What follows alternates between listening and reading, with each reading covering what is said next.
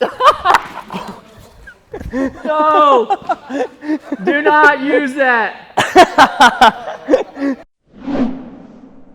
What's going on, guys? We're here with Austin Dillon.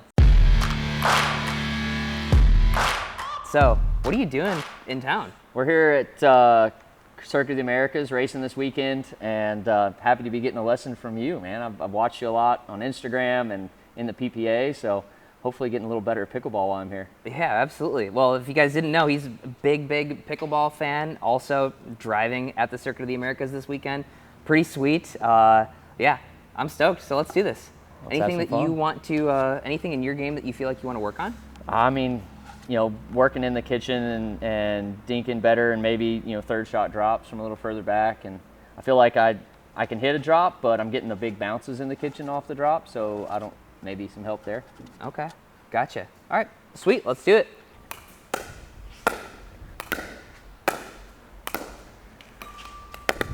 All right, so the first thing that I see is you just have like kind of big swings. Yep. I feel like you're doing maybe just a little bit too much on some of these shots. So what happens if you have a really big swing is like it just takes more time to complete that, and the margins are a little bit smaller.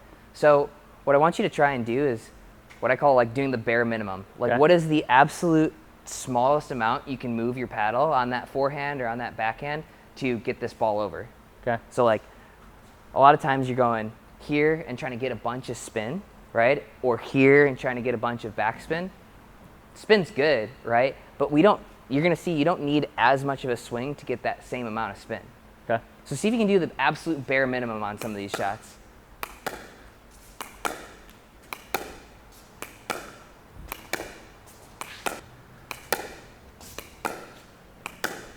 Nice. So that's looking just a little bit more compact. And if you do want to add some of that like extra spin, yep, you don't need to come like you're coming all the way up face level on some of these forehands and really taking a big swing. So you ever see like Thomas Wilson? You know yes. him? So he's got like an incredible forehand cross court, right? But it's really just there and a quick acceleration, and he still doesn't end up all the way over here. So if you do want to add some of that spin, we don't want to do it by taking a longer swing. Maybe it's just like a little bit quicker swing. Okay. Does that make sense? Yeah. So that same sort of compact swing, we're just going to accelerate a little bit more. What about like grip? Like, is it light or a lot of tension or not? Well, I'd say it depends on like your grip strength. Yeah. But the way that I measure this, like, you know, a 3 out of 10 might be different than a 3 out of 10 for somebody else. Mm-hmm. So I just think of if you point your paddle out towards me and hold your grip so loose that the paddle comes down, now tighten it until it starts to pull up a bit, but you're not flexing your forearms. So if it's so loose, you tighten it just until the paddle naturally comes up. Okay. And you're not flexing the forearm muscles. I'm pretty much using that grip on any shot that I hit. All right.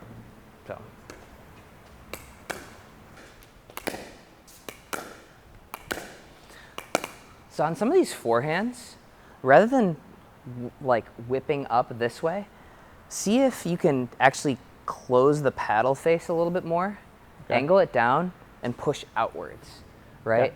So at the top level, you're seeing the top pro players. We're going to close the paddle face up and hopefully not do that, but we're going to swing a little bit more out rather than really brushing right up the back of that ball. Okay, so more angle on the paddle. Yeah, still sort of swinging forwards a bit more. Okay. Because it's so hard to time the ball when your paddle is going directly upwards. Yeah. If it's coming through the ball, you have a little bit larger of a window to hit with. All right. So I'll hit a couple to your forehand. Okay.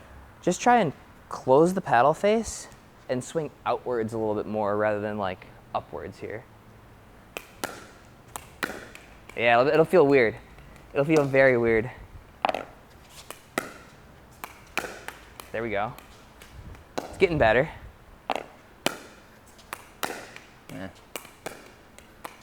There we go. Nice. There we go. getting the hang of it a little bit. That one still came up like about ear level there on that one. So it's right here. And when we are hitting these shots, since we're only 14 feet away, we still don't want to do like a ton. We can't get. I'm doing a lot. Yeah, you still can't get like a ton of spin. Like if you're hitting a really spinny dink, this might spin 10 times. I don't know what the number is. Gotcha. But even when I'm hitting the most spinny dink, that's about as much as I can really do. Why am I moving still going up high? I feel like I'm doing less, but it's still going. Yeah, at least you sort of feel it now, right? There we go. That's perfect. That's compact. Nice.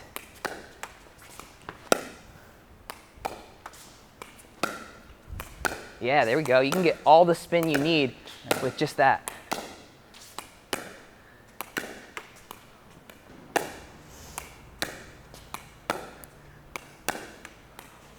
All right. So that angle that you're trying to get me to have right here, do I need to get lower to be able to keep that angle? Because I'm hitting like right below the tape there.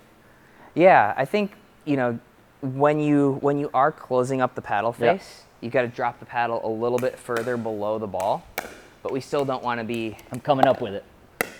So it looks, for me, it looks something like this. Okay.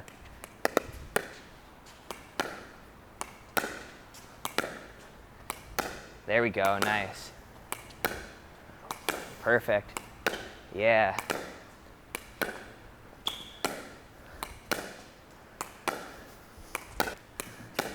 All right, so I've got an analogy that might be like. This is my first lesson, by the way, so thank you. All right, sweet. Well, I've got an analogy that might be like completely wrong. So if you floor your car right away, like might go nowhere, spin out a little bit, right? On these shots, if you really whip off the ball a ton, it doesn't grab at all, and it sort of slides off. Huh. So if you go too fast with your You're not swing on catching some of grip, these shots, you lose all the grip. And I think on some of these where you're really whipping up, you're basically losing the grip, and it's actually sliding off and sort of going into the net. Does that make sense? Makes a ton of sense, yeah. Yeah. So this is a spot where it's like grip level is low. Yeah, you actually you sort of have to start a little bit. Traction. Yeah. Couple build into it. There we go.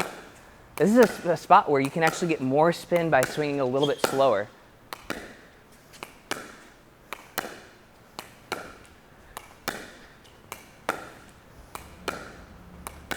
There we go. I think this is clicking in there now. Yeah, but what happens if I give you a backhand? Uh-oh. Good catch. Good stuff. I think that's forehand side's looking a lot better on that. Yeah. Let's go a couple backhands. Okay. Same thing. You were sort of doing a pretty big chop. I think does apply exactly to my backhand because I always get in here trying to hit this nice, pretty backspin into it, and I usually get in between of what I want to do instead of just dinking. I guess I'm like trying to spin too much, and it's a lot of action for nothing. I feel like. Yeah. So my backhand. Yeah, maybe let's go some cross court. Okay. And we'll take a look at it. Because, yeah, you were doing some of the same stuff, like a pretty big swing on some of those, which is just hard to execute as consistently.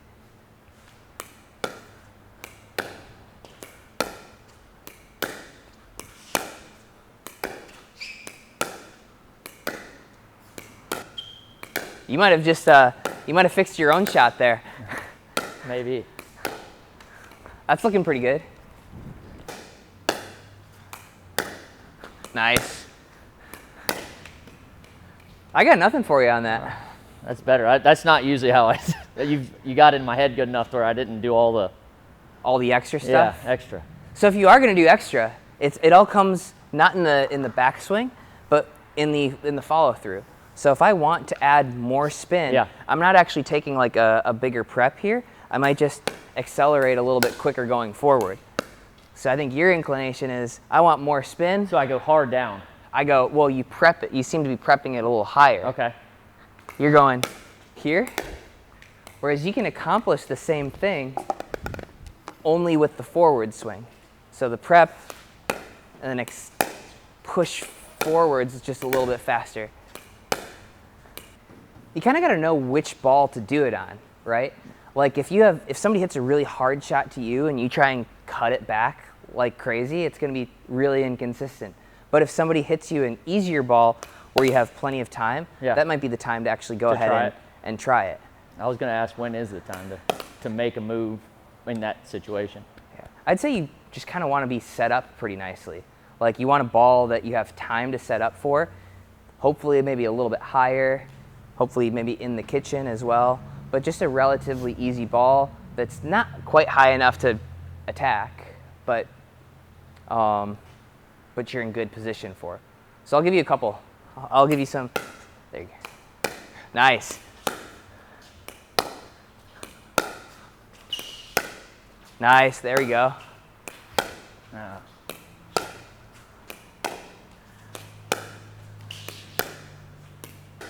Not gonna lie, I kind of like not now that you prefer not going for it. Well, the thing is, against this can really work against players who don't read spin particularly well, because the ball will hit and it might like sort of check up, or maybe it'll slide through the court. But as soon as you have somebody who reads spin, you say, okay, well he's prepping up here.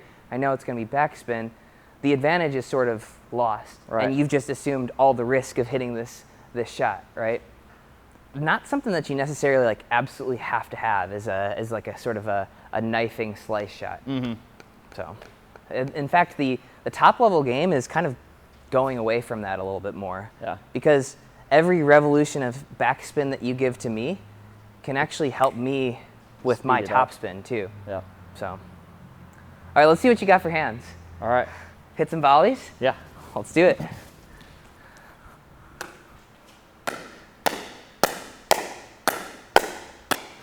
Come on, man, bring it. Let's go, bring it. Nice, there we go. Oh, you had it. Get the camera. You kind of have a little bit of the same thing, where you're taking probably just too big of a swing. So what I'm noticing, especially on the backhand side, is you're doing what I'm calling like swinging across. So your paddle is mostly going from left to right. Yeah. It's mostly coming here. And if we want to have power on some of these shots, we want it to be mostly going here, right? Okay. We want it to be pushing outwards. I think it's my forearm too, from grabbing a steering wheel. Like when I grip a wheel really tight, after a while, this part of my forearm is it's just like shot? It's just tight from that. So for me, pulling across here and using like this, it's easier than trying to keep that rolled or whatever. And like pushing forward. It just feels awkward, but I mean, I just never done. Yeah, let's try it. Let's see if we can give it a whirl. Yeah. I don't want to hurt you for the race or anything. But that's good. It's just awkward for me holding it that way.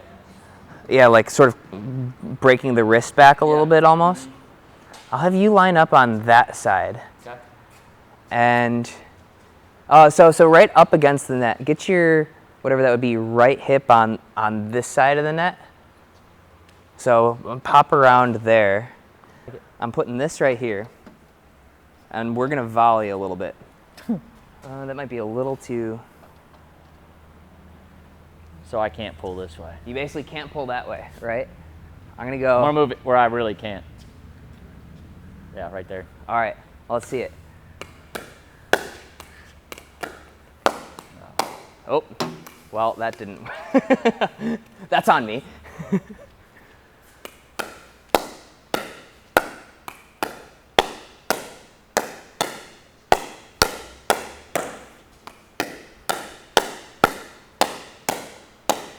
Oh.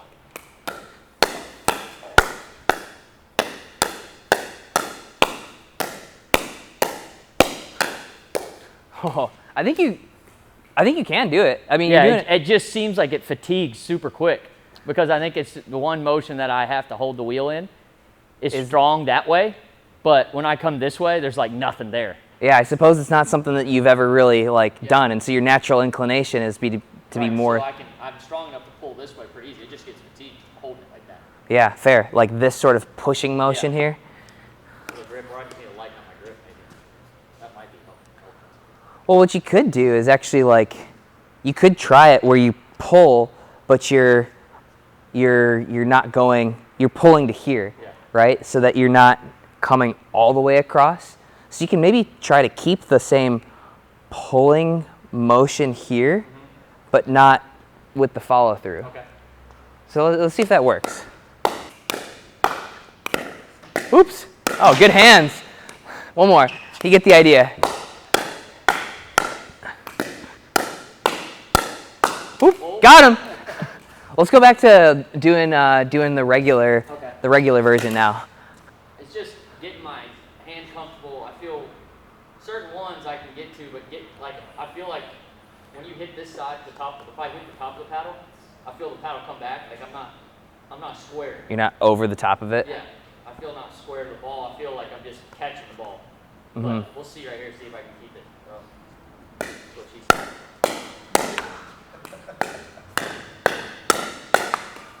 I'll say that's like crisper. Yeah. It's certainly coming off a little quicker.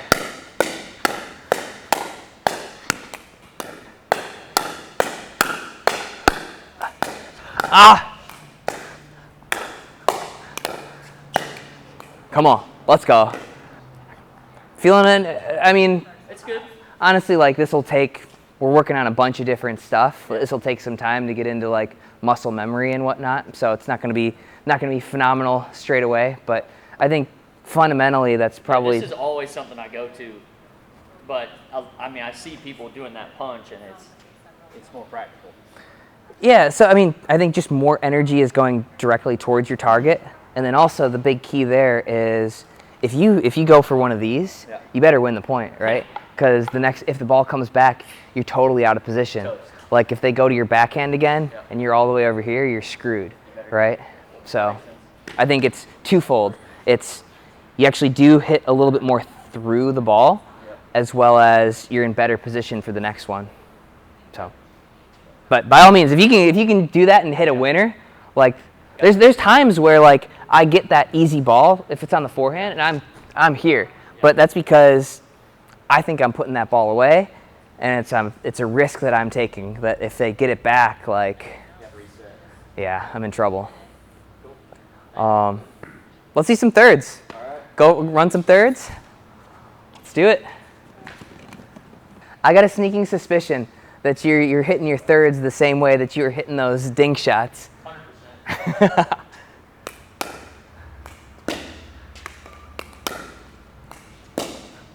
Ooh, that one looked good though.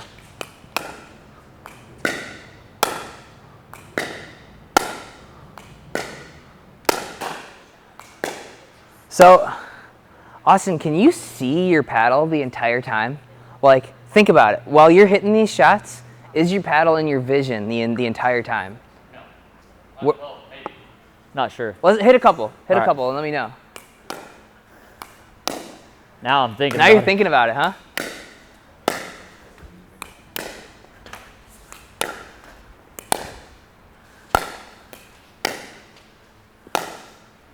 I think you figured out what the right answer might be.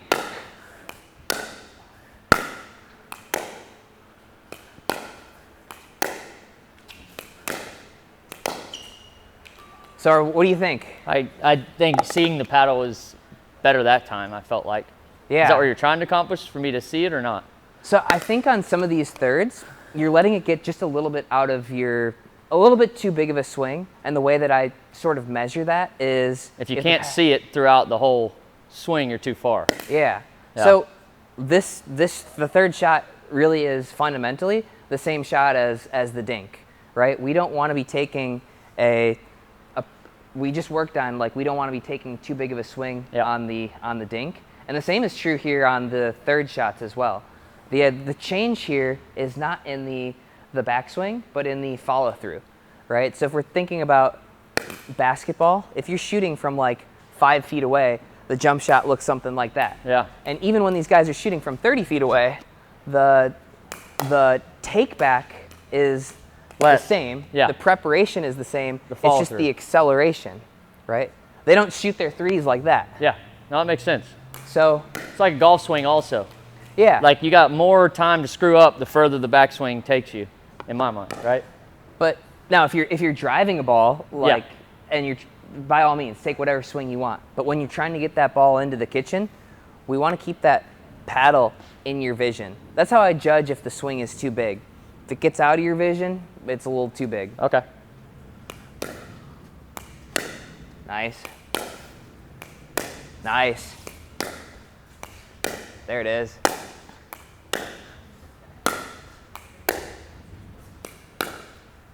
How does this compare to... Feels way better, like just keeping it in front.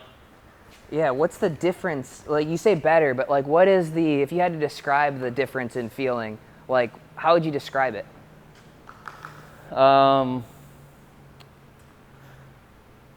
Probably like less is more, really. Like, because everything's in front of me, just simplifying it, maybe. Than trying to make a bigger swing at it and make it perfectly drop in. Like, there's kind of like, there's a little bit less that can go wrong. And it's like, what you want to do is you want to have a small backswing and accelerate, as opposed to starting back here and slowing it down. And so you're doing the not decelling through. Yeah, you're not decelerating. You're doing a better job of accelerating these shots. So let's do these last handful. Okay. And then I'll give you some chainsaws. 50 in a row, let's go. Almost got it. Last one.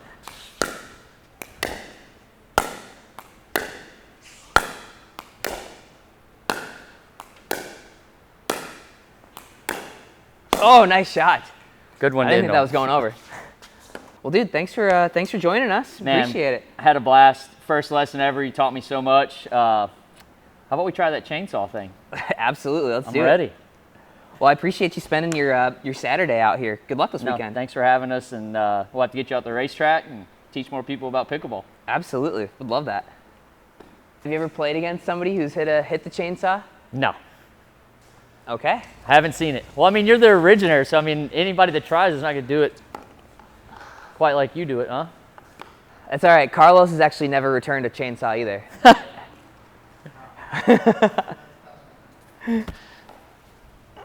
Do I need to warm up? Am I going to pull a muscle right here for this?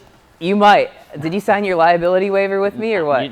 Yeah, right when I walked in the door with the pickleball on it. Perfect. There we go. If you're going to sue anybody, sue the lab, not me, okay? Okay. All right, ready? Now, normally I do this for like a little, an Alzheimer's charity. It's called like the Chainsaw for Charity. So.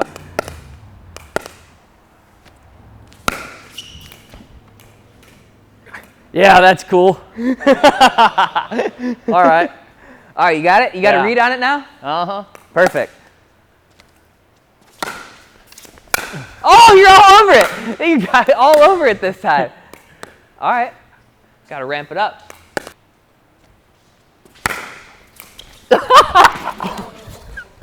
No! Do not use that. That's it. No way. That's going to be a meme for life. Now, the first one will never get shown. We'll get you. We'll get some good ones for you. Holy shit. Which way do you want it to go? No, I don't care. I'm going to try and chase it. All right. Oh, you're going short. So the only way to get it really is right off the bounce, huh? No, set up for it? So the only way to get it is to read it. All right. So, and this is whatever direction. So I just kind of got lucky on the bounce, catching the one off the bounce, right? You can guess correctly, but whatever direction I'm rolling the ball, so you got to watch carefully. It generally is going to go the same way that I'm pointing my body. If I'm pointing my body this way, that means I'm rolling the ball that direction. The ball is going to bounce that direction. If I'm facing this way, I'm rolling the ball that direction. It's going to bounce that direction. Okay. So whichever way, basically like, whichever way my fingers are pointing, that's how the ball is going to bounce. All right. Regardless of how it spins in the air. Man, that's not even fair. I'm toast. Whatever. I'm trying to hit this. Scott, watch this. Oh, he's on it. Hey, there we go. Let's go. Kill Scott that got one. cocky.